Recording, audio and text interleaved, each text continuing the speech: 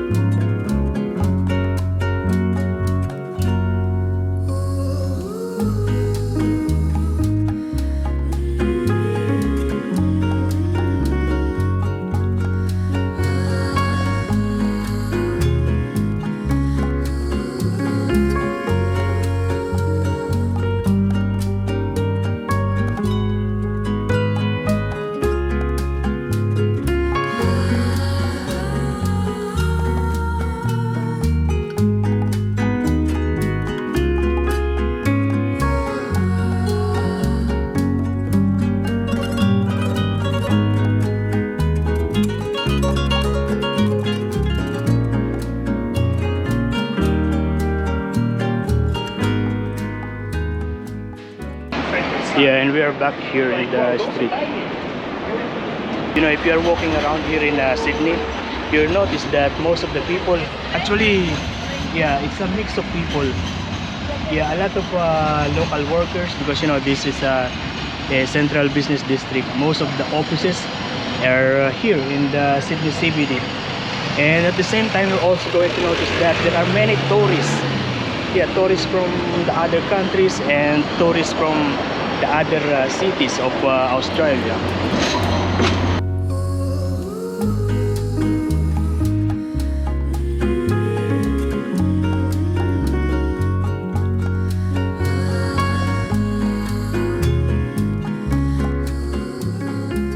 We are back here in the town hall, and there are many people here. I think there is some kind of like a graduation ceremony. I see those kinds of attires.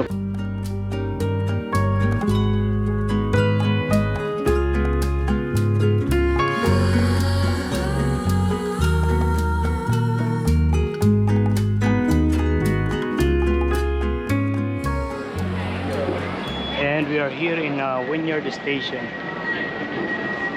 Yeah, this Wynyard Station is where I usually go down before when I was working here in Sydney CBD. It is noticeably that there are so many people in here. I think these people, they are on break time. Yeah, and just a little walk, about 500 meters will be the circular quay. Now this Wynyard Station is totally different from the very first time that I was here before. Yeah, this tram station is the Bridge Street. Yeah, very near to the circular quay already. Like what I've said before, this George Street is actually walkable. If you are coming from the central station, if you go walk straight, it's running. Yeah, if you go walk straight from central station to circular quay, yeah, it's possible. It's walkable.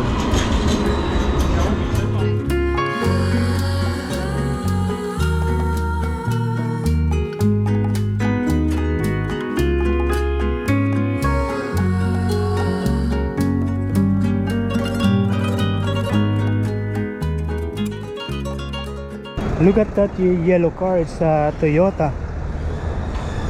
Very unusual.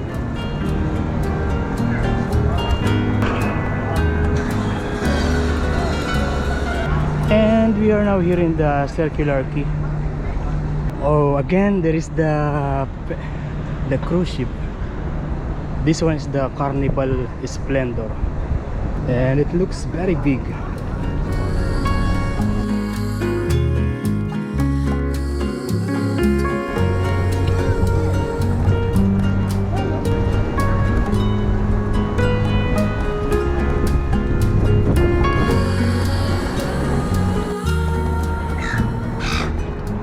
I'm going to buy something. I'm going to give it to the mom of Charlene. She's going back to the Philippines. I like this hat, especially this Sydney, Australia. Also this one. I like the design and the shape, how they made it. It's $29. And this is the thing that I bought. Yeah, there are different things like keychain, wallet, and you know, this is the final stop, final station of this tram, and also the train. This is already the train station, and I end up having this Red Bull. Yeah, because I'm feeling very sleepy now. I already eat one of that, the California roll. You know, we are going to meet John and Charlene. They are still in the train, but they are going down to the St. James station. Yeah. Oh, look at this building. It looks like real, but it's actually covered, like covered by a painted tarpaulin. Basically, that noise is coming from those people drinking in the pub.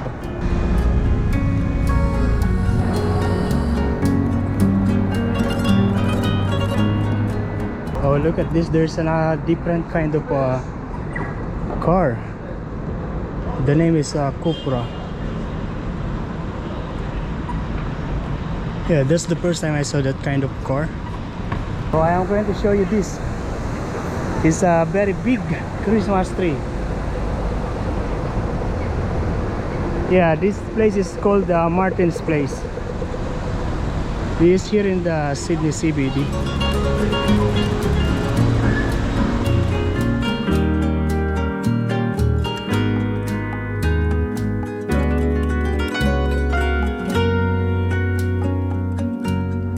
And we are now here in the St. Mary's Church. This is Hyde Park, but the church that we are seeing, that's the St. Mary's Church. And this famous fountain is actually closed today. Yeah, I think they are doing some kind of renovation, improving it.